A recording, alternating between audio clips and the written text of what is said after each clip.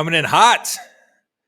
7 o'clock Red Wednesday. hot. It feels weird on a Wednesday, man. Feels weird on a Wednesday. Yeah, man. Everything is off. Little technical difficulties on Monday that pushed us back, but we're here. We made it happen. For those of you all that don't know, Dave got here negative 3 seconds ago. That's generous. That is generous. Yeah. What's up, brother? How's your week? Man, shoot. Waiting on these mushrooms to come up. Everybody around me's finding them, but I ain't found none yet. Still too cold. Got my mic backwards. I had my grip crew in here setting up while I was out, and everything's backward. Yeah. So you have to bear with me for like 35 minutes of the show. What you been up to all week? Traveling, man. Traveling for work. Just got home about an hour and a half ago. So doing that. Yeah, trying to make things happen. That's it. So yeah, I hear that, man. There's so much exciting stuff. It's hard to not even talk about it, but I know that Charles and I both have a ton of big things coming down the stretch. It's going to be a awesome year in local barbecue. So yeah, no doubt about it. Almost makes me wish that we had a brisket category with our guest tonight for our local series. Yeah. Mr. Kevin Greene. Why don't we bring him into the conversation? Yeah. Hey, guys. How you doing? Absolutely. While we're on the beef topic. Yeah. How are you this evening? I'm doing well. I appreciate you having me on. Yeah, no. We're glad you could be a part of it, man. Glad you could be a part of it for sure. So why don't you start us off, tell us a little bit about yourself for anybody that doesn't know who you are, what you do, and what you got going on. So I'm Kevin Greene. I own the Butcher Shoppe in Pensacola, Florida. We're a full-service meat market that services, our local community. And I guess for about the last 7-8 years, we've been pretty involved in competition barbecue. We sell the A9 pure breed Australian brisket. This year, primarily Prairie Fresh on pork, Prairie Fresh prime ribs, butts. We sell a few West Creek butts as well, but really our claim to fame in barbecue has been the A9 briskets for sure. Yeah, that is the undisputed king in the competition barbecue world right now for sure. Yeah, it's been a lot of fun. Obviously it's been good for our business, but it's just amazing the amount of people that we've met and dealt with over the years. And it just seems to grow every year. Yeah. So tell us a little bit about the Butcher Shoppe. How did you guys get started? Like, what's your story? Sure. Man? So, I'd always been in the grocery business, but had never cut meat, had never been in the meat department. I was kind of on the procurement side. I worked a little bit of retail for a regional grocery store out of college. I was a buyer for them. Then I went up to New England and I was a senior buyer for a really big wholesaler, and had moved back to Florida and was really just looking to get into something for myself. And, thought it was time that I could take some of that corporate experience I had and do something on my own, and really didn't intend for it to be a meat market. Had looked around at some restaurants and things, and had found this meat market in Pensacola that was for sale. And the more I looked at it, the more I said, man, this is a good idea. And had never intended to be any part of the back of the house cutting meat. I was just going to kind of run the business, and had a guy that was a 20-year meat guy was going to run the back. And when my wife and I were driving to the closing, he called me and said, man, I got a personal emergency in Georgia. I got to move back. I'm not going to be able to come to work for you. So we signed our life away on a business, and I was the only employee, and I didn't know anything. And that was in 2007. That's a crash course, right? Yeah, it was. I can look back now and say it all worked out, but man, those first couple of years were pretty eye-opening. Right. Yeah, I think you get that a little bit with any business, but definitely stepping into something like that, and I mean that's got to be intimidating. I mean that's especially in that kind of category, right? Because it's not like you've got a bunch of inventory that you can sit on and that sort of thing. Sure. I mean, you got to constantly keep stuff moving and refresh stuff and rotating and all that good stuff. So yeah, that's but like you said, it seems to have worked out for you. It did, and I tell you, when it's on your shoulders, that learning curve is a little bit shorter. Right. Put in a couple extra hours here and there. For sure. So how much, I tell you, I mean, how much of your, go ahead, Dave. I was just going to say that reminds me a lot of my stuff. When I got into cooking, it was all on need base for us. And Sure. it shortens the learning curve when it's all on your shoulders. You know what I mean? It does. When it's all your money, yeah, it does.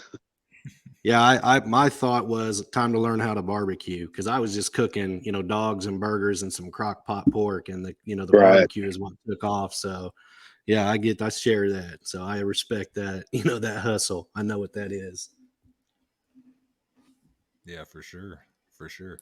So, I mean, what would you say right now? And I mean, obviously a lot of what we see is on the competition side, Sure. Is that kind of turned into your bread and butter a little bit now, or is it? It's a critical part of our business. It's anywhere from 18 to 20% of our business. Our core business is still retail in the local community. But the barbecue piece has definitely grown. Like I said, up to now where it's about just about 20%. And Right. and I say that's barbecue. 20% is what we do, shipping wise, and of that, barbecue's the bulk of it. We have the last year and a half kind of grown our end user shipping of steaks and pork chops and things like that. But definitely barbecue, dwarfs that overall number of online for sure. Right. All right. So I know the question is going to come up, so I'm just going to go ahead and ask it. Sure. Right. You guys don't have any sort of online website presence, inventory, that sort of thing. So, I mean, it's got to be strategic a little bit on your all's part. I'm sure there's a reason for it. Can you talk to that a little bit? Sure. We, I really approach the business as an old school approach, and always have. We like that personal interaction with the customer. And over the years, as that business has just continued to grow, we've done it without a website. Right. And I'd say there's, two reasons why we haven't added one. If we're going to add a website, I'd want it to be the best available. It have all the features. And, quite frankly, I haven't found the time to get somebody to come in and take 250 pictures or 400 pictures. Right. And we just, it's worked up to this point, and every year that business has grown some. So I just haven't seen that critical need. It's funny. We get made fun of sometimes. I mean, Sam, the cooking guy, he's bought a couple stuff from us a few times, and he makes fun of us all the time. Right. He's not the only one, but it's worked up to this point, and we just haven't seen the need to add it. Yeah, I got you. Well, I mean, there's a lot of don't fix it. Yeah. There's a lot of extra work that goes into that too. You open up online ordering and stuff, and like you said, you're not building that relationship. Sure. With that, it kind of takes that aspect out of it too. But I think for what you guys are doing, especially speaking to the competition side of things, being able to actually talk to the end user and see exactly what they're looking for, and what they want, I'm sure that definitely helps everybody feel like they're getting, quality, they're getting exactly what they're looking for, because they can have that conversation with you guys. Sure. Versus an online portal. So that's kind of how it started and how it's all evolved, and getting to know the customer, them getting to know us. Do we lose some business not having the website? Absolutely. Is some of our business more loyal because we have that personal relationship? Absolutely. So, I'm comfortable with what we give up and what we gain as a result of it. Right. Yeah, no, that's awesome. That's awesome. Yeah. For sure. Well, I know we talk about it. There's to be able to have in brisket flats, 100%. Talking about just the flat.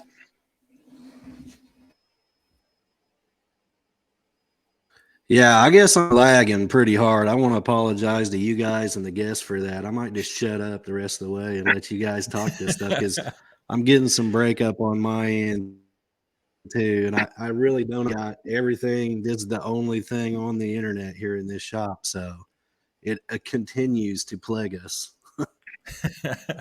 Technology is great when it works. That's right. That's right, for sure.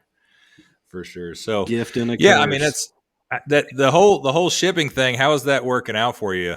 I mean, you guys have obviously found a way to do it and do it successfully. I know I've personally talked to several business owners that are in a similar space or whatever that don't do shipping because they're like, we can't figure out how to do it logistically and make it worthwhile and make it cost effective. And so, I mean, not to say that you guys are absolutely the only ones shipping, but definitely I would say by volume, I mean, you've got to be towards the top of in the competition world anyway, in the meat space. Sure. You got to be towards the top of that list. Yeah. I mean, 2 Mondays ago, I think we sent out 65 coolers. And I looked over the recap. I mean, it was everywhere from, Hawaii to South Dakota. I mean, it was probably no less than 35 states. Right. It's been a learning curve. I think we do a pretty decent job with it. We take it one step further in that we're shipping fresh, not just the briskets. Now the pork that comes in frozen, we keep frozen, but we're shipping the A9s fresh. When we're shipping steaks, we're shipping those fresh. And again, that's kind of our point of difference from Snake River Farm or somebody else. So that's important that we maintain that. But yeah, we've got a crew of, 3 or 4 guys, 5 guys, depending on the week. And, we cut it, we cryovac it, we pack it, we box it. UPS is who we've been shipping through for probably the last 3-4 years. And, I'd say the last year we've really got some additional support from them, from some of their supervisor levels. And it's helped out a lot in terms of, reliability. That's the name of the game. And, if we ship something that doesn't get there in the ample time, I can't really blame UPS. I mean, I shipped it to them. So. Right. Yeah, I know especially, man, this last year and a half or 2 years even, that has got, so we do some Amazon stuff. We did a lot of shipping and that sort of thing. And, USPS specifically, like we got to a point where we just wouldn't use them anymore because we were sending stuff out, that was saying 3-day delivery that was taking 2 or 3 weeks before it would show up. It would go somewhere and sit and that sort of thing. So, having, especially with what you're doing, having those relationships directly with those big shipping partners has got to be critical. But it is. I can still see how that's that's got to be a kind of a pain point in that aspect of things because stuff happens and sometimes stuff gets stuck or slowed down or sent to the wrong place or whatever the case is. And what with the way you guys are packing and shipping this, like what's your window on that? I mean, I know obviously you're expecting it, but what do you like if something gets delayed? 3 days? 3 days is our max. So anything beyond 3 days, we convert to what's called 3-day select. I tell people all the time, if you wanted to get into shipping perishable meat that's very expensive throughout the country, you probably couldn't pick a worse town than Pensacola, Florida. Right. We have one. In fact, when we started shipping, a lot of our customers were Florida barbecue guys, and whether it's Sweet Smoke or Matt Barber or Rub Bagby, they were doing their own shipping of their rubs and sauces. So when we first started shipping, and I talked to these guys, and I'm like, "You're a 2-day ship." They said, "No. The state of Florida is a 1-day ship." I said, "No, it is from Miami to Jacksonville, but where I'm at, I get shipped to Tallahassee 1 day, and the balance of the state is 2 days." So. Gotcha. 85% of what we ship is 2 days. We have some 1-day ships. Most of that's in Alabama. And then we have some 3-day select or 2-day air. But Right. 3 days is where we're comfortable the max. Gotcha. Well, that makes sense. That makes sense for sure. So, Dave says, "Thanks a lot, Smithville, for stellar internet services." Yeah, man. Since we've started this year, man. It seems like I don't know. The first couple weeks it was terrible, and then it kind of smoothed out, and it's just been hit or miss, man. Like we're both kind of in rural areas, Sure. and I've gotten my local utilities to run the fiber internet from the road underground, and it is currently taped to the side of the house. Oh, wow. Well, I can't get them out here to finish making the connections, man. So it's like, it's so close, but so far away at the same time. So, yeah. So let's switch back to kind of brisket a little bit when you're doing your competition stuff. So I see you guys post all the time that you got sales on non-competition cut stuff. Maybe break down for us a little bit of like when you guys are sorting these things and cutting them down and stuff. What are you looking for exactly that qualifies that as competition level for you?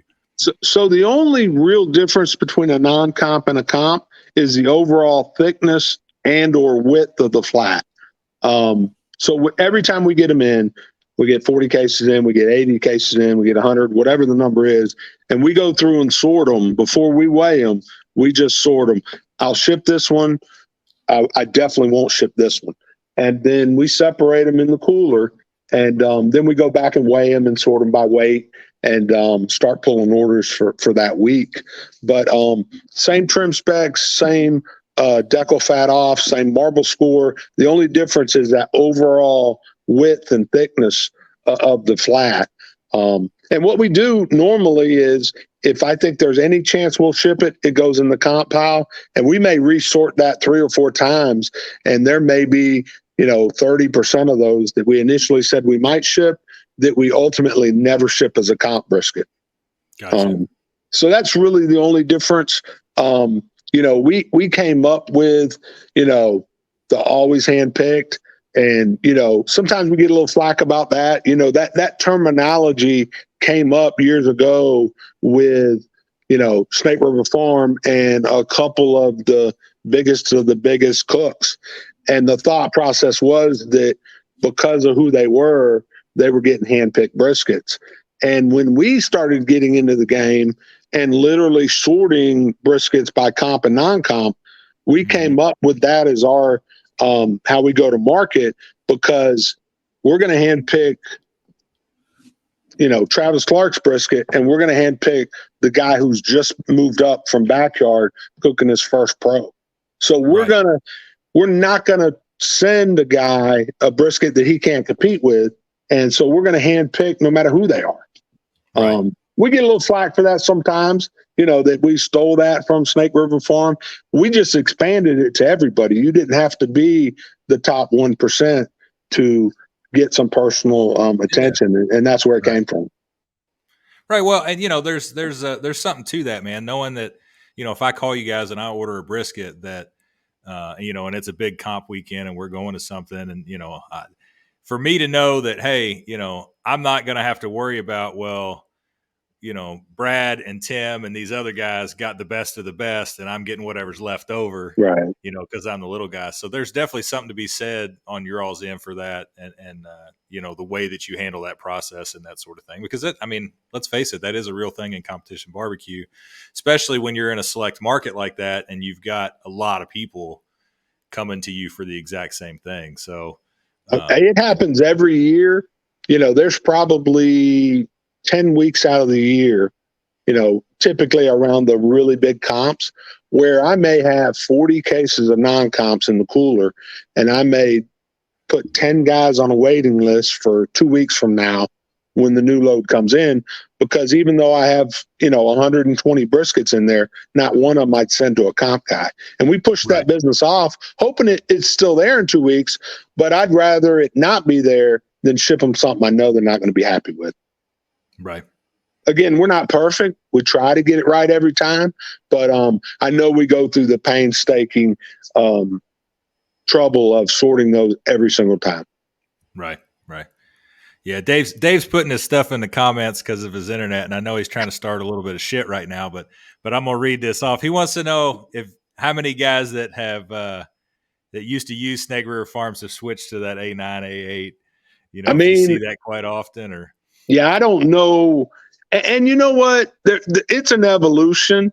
You know, some of right, these guys have real relationships with these other companies. I'll say this. I can't think of too many big names that haven't cooked A9, right, except for probably Myron Mixon. yeah, I've never shipped him a brisket. Some of these guys have come over. Some of these guys we've mutually agreed that they should go back. And some of these guys have come over and never looked back. I mean, right, the water gets muddy sometimes, right? yeah, yeah, If you're buying, you know, both brands, you can only give one brand recognition. So I'd rather send that brisket to somebody else than have the waters really, really muddy. sure, And we've had to make those hard decisions on a couple occasions. right, I say right. I make that call, you know. Yeah, for sure. So if you let's and I'm just curious as how these ratios work out. So if you say you get 100 briskets in, you know, how many of those 100 do you think actually end up falling into that competition category? You know, on an average month, if there's, you know, well, 100's a pretty good month. You know, there's three briskets in a case, 300 briskets. I'm going to say on a good month, 65% of those are comps, 35% of Okay. those are non-comps. I've seen them where it's more like 50-50. If Right. we can get up to, you know, 70, 75, that's awesome. But I'd say on average 60 to 65. And again, that's every month. So we're buying every brisket that's available that comes in. You know, sometimes it's 65 cases a month. You know, hopefully April it's going to be 120. That's the projection right now. Right. Yeah. That's And those are honestly cases. that those numbers are better than I thought they would be. So, I mean, Yeah. that's I was expecting it to actually to kind of be the other way. You know, that you get 140 of them are decent for comps. So, I mean, that's a good thing that you know that you're getting good quality stuff like that you can kind of market to that, and you know with as many people as ordering from you, I'm sure that's critical for what you guys are doing. So It is, and you know, the spread's important because there may be, you know, a $4 to $5 spread for us right, on the two. So, you know, it's a tricky business. Some months are better than others. I've seen it where it's been the other way. We've had 40% comps and 60% non-comps, and typically when you have a month like that, that's where you see some of these non-comp sales. right. So when this meat comes in, and you, I mean, I don't know how much you get into this or you know it, but I mean, are they harvesting these cattle like all at kind of at the same age? Is there a spread on that? What does that look like? Yeah, so the pure breed, these A9s are pure breed. So on the surface, they're different than any other comp brisket that anybody else is selling. But they harvest that pure breed once a month. So they're a similar age. They're harvesting that first, you know, probably 5th through the 8th of the month. They harvest them, they box them, they fly them out. We get them. Gotcha. So Okay. they're pretty, especially on the pure breed, there's very, very much consistency on them. Gotcha. And what's the age of the actual cattle? Do you know? Is They're it usually 3, like 2.5 to 3. 2.5, 3? Okay. Yeah. So it's not a whole lot different than what I mean. They're a little bit older, but not a whole lot different than what we Yeah. would normally expect on non stuff like that. So You know, the real big difference in the Australian is the genetics. You know, Wall Street Journal did a thing. It's been a couple of years now, and it was a race for the Wagyu, and they were differentiating between Japan and Australia. And Japan is all feed based. That's all they do. They just feed. Where right, Australia takes feed, but they really key on genetics, and they've been doing it longer than anybody else but Japan. So, you know, a really high score Australian is going to be a fraction of the cost of the Japanese and going to be pretty similar. You know, you get into a 9, 10, 11 table score ribeye, and it's not going to be an A5, but it's going to be like a A3 or A4, and it's going to be half the price. Right. So on a super, super premium, you know, we hitched our wagon to this Australian Wagyu a long time ago. And, you know, I think it's been the best decision for us for it. Yeah. Yeah. Yeah. We're definitely, I mean, you're definitely seeing everything competition wise trend that way. It seems like that's, you know, every comp we go to the last year or so that you hear about, it seems like the guys in the top are using that Australian meat now. And that's, you know, that's what's winning. That's what's working. So got to stick with that for sure. What I think the biggest difference is the consistency. You know, I've seen some really nice domestic Wagyu. The challenge is that, so if we get in 100 cases of pure breed A9, that's 300 briskets. There's 2 briskets on the couch. That's 150 head every month. I've seen some great domestic Wagyu, but the herd's just not there. The amount of high score is so small that it's just not sustainable for competition barbecue or for a lot of other things.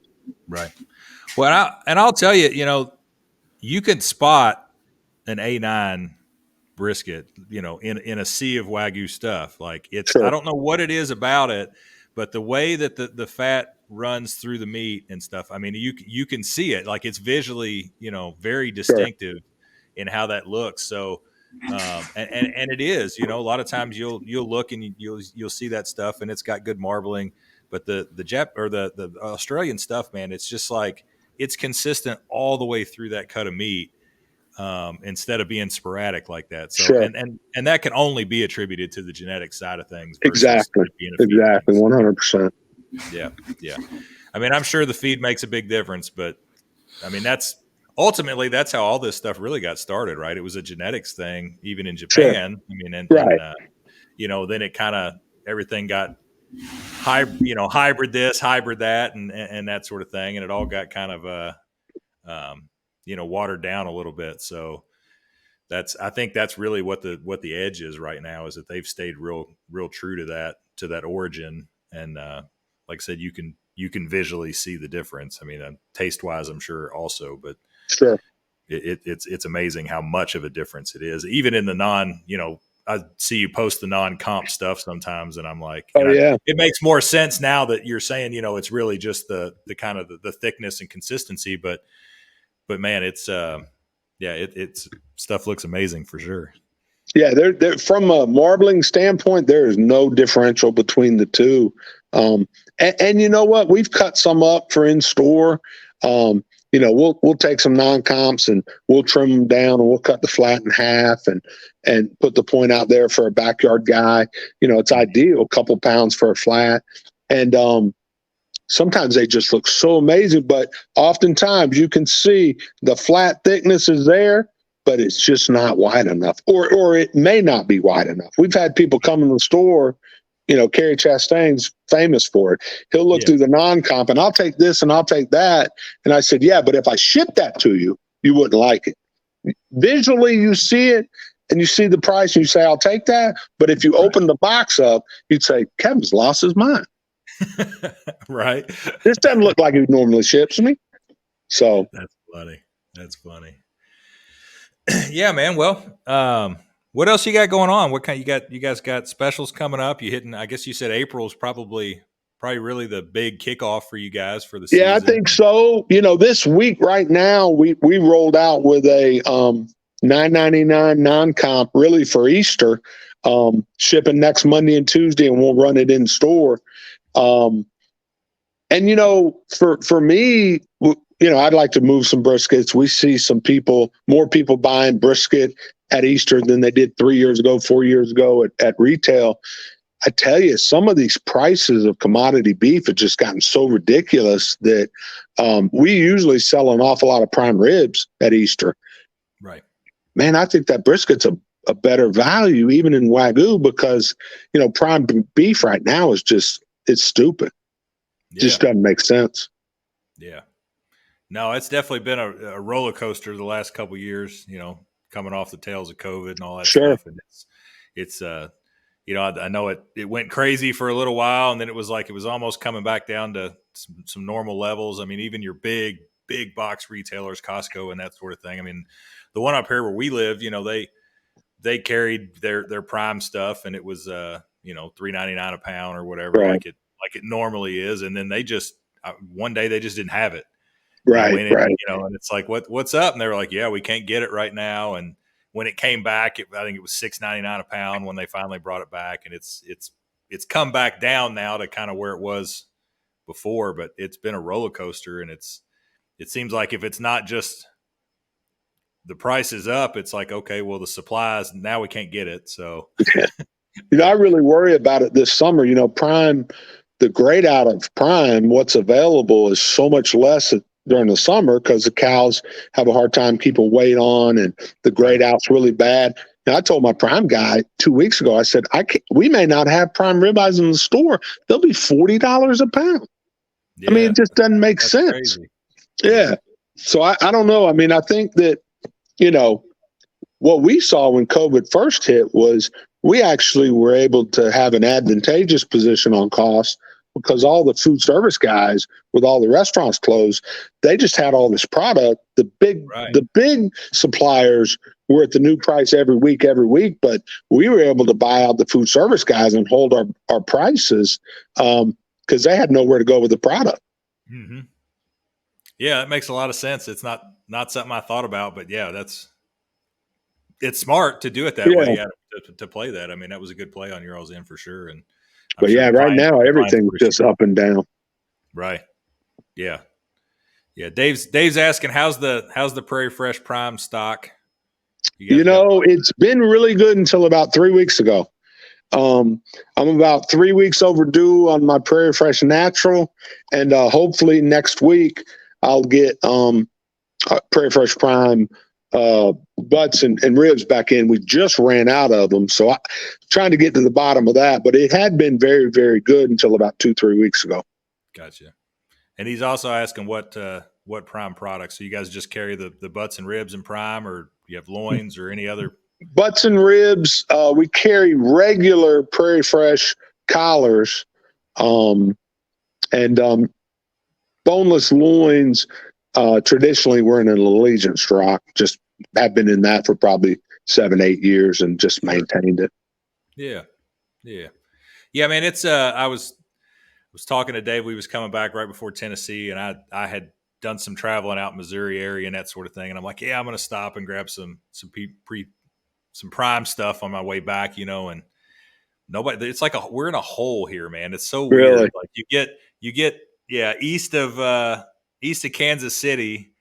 There was one spot there in St. Louis that was on their website that said they had it, and I called and they said, no, we're out. We sold out. We haven't got another shipment in. There's not anything hardly in central to northern Kentucky at all. In Indiana, there's nothing. Wow. So it's this huge dead zone, man. It's like you got to go up to Chicago. You got to go, over northeast Ohio, that sort of thing. But Indiana, northern part of Kentucky, east to west, all the way across. And like I said, you get east of Kansas City, and it's non-existent in stock out here. Now, they've got us stocked on the natural stuff. Like, we've got a hell of a selection. That's been our kind of saving thing. Like, I'll cook natural stuff and I can find it. And the stores here have been really good about carrying a good heavy stock of it. And if I can't find, exactly what I'm looking for, I've usually got 2 or 3 other spots, but right. It is impossible to get that prime. And those guys aren't shipping it, So. Yeah, that's weird because we've been the exact opposite. If we've had, prior to a couple of weeks ago, if we had a supply issue, it was on natural ribs and didn't have any real problem with the prime label.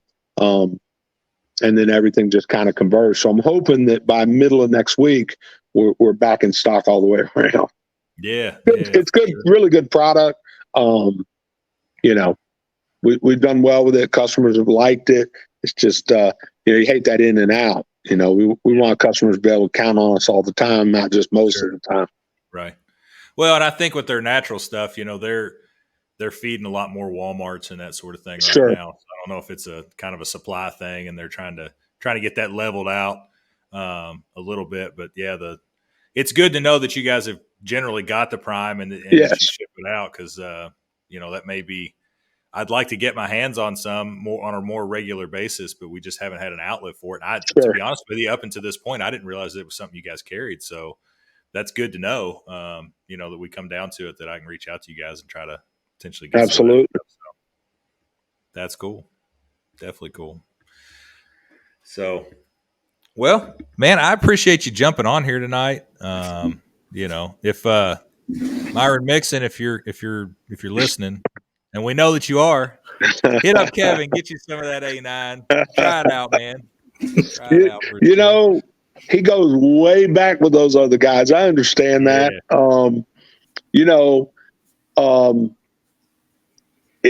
Some of those guys, Darren Worth's a great example. He's as loyal as they come. And a couple years back, for 2 months, it seemed like I'd have people calling me, placing order. Oh, Darren's going to call you. Finally, I said, guys, he's not calling. He has his program. He's not calling. Right. Yeah, he's going to call. No, he's not. I mean, he's a great guy. He's a good friend of mine. I wish him well. He's got his program, and I understand that. Yeah. But well, and you can't fault a guy for being loyal. No, you know what? I think more of him because he's loyal. Right. Yeah. Yeah. I mean, that's honestly, like in any kind of business, especially, what you're doing, even I'm in the insurance business and stuff, we're looking for those people. Like that's, right. That's who we want. So when you run across somebody, like I said, I'm in insurance. Somebody says, well, I've been with State Farm for 20 years. I can respect that. That's, right. I'm no sweat off my back. I appreciate it. I'm looking for people just like you. If you ever need anything, holler at me. So yeah. But yeah, if Myron needs a good brisket, I'll ship him one. Yeah. That's awesome. That's awesome for sure. Well, man, I appreciate you jumping on here tonight, spending a little bit of time with us, talking about everything you got going on. What's the best way to get a hold of you? Yeah, best way to get a hold of you guys. Give us a call at the shop, 850-458-8782. We have a really, really active Facebook page. Probably up to almost 51,000 people on it. So Eldon and myself manage that page. So send us a message there. It's pretty responsive. Give us a call at the shop, and we'll help you any way we can. Sounds good, man. Well, we appreciate it. Thanks a lot. Have a good evening. Thanks for everything you do, especially for the competition guys. I mean, I know I speak for everybody, and we say we appreciate what you guys are doing down there and the service that you take care of people with and that sort of thing. So I appreciate everybody's business and support, and appreciate y'all having me on tonight. It's been a pleasure. Absolutely. All right, buddy. Thank you. All right, man. Yes, sir. All right. Good job. Check. Mic check. Yeah. Am I still on the outskirts of the technologically graced? No, I can hear you good now. Figures. You know what I mean? Right. Yeah. That's what I didn't want to try to jump back in, man, because I knew he's a wealth of information and I'm just chopping that up. So there's a lot of stuff I'd like to ask him. We'll obviously have him back on again sometime, but yeah, no, for sure. Definitely. I bet a lot of that is beginning of barbecue season, the Prairie Fresh Prime stuff, man. Like I can only imagine that, not everybody is Texas and, Florida and can barbecue like that all year round. The rest of us are kind of waking up now. So I'm sure that it's probably flying off the shelf everywhere. Yeah, guarantee it.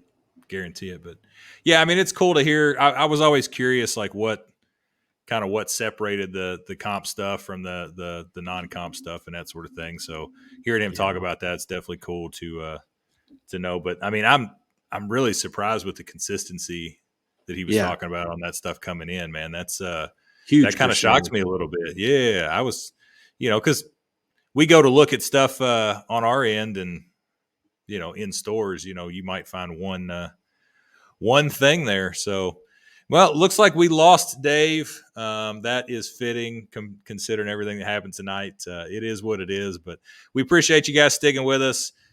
We have got just 1 or 2 seats left for our April 8th Beginners to Backyard class. If you are wanting to get signed up for that, now is definitely the time because we are running out of it. I think we've got, let's see, today is the 29th. So we would need to get that entry form in by the end of this weekend in order to get you into the class. So if you're interested in that, definitely let us know. We've got our merch out. We've got team merch that we're adding to that. So if you're interested in that, jump on our link tree. Let me throw that up in case somebody needs it. Team shirts, What's the Rub shirts, Kentuckiana barbecue shirts, Great White Smoke, Smoking Pickles, Ridge Bros is on there now.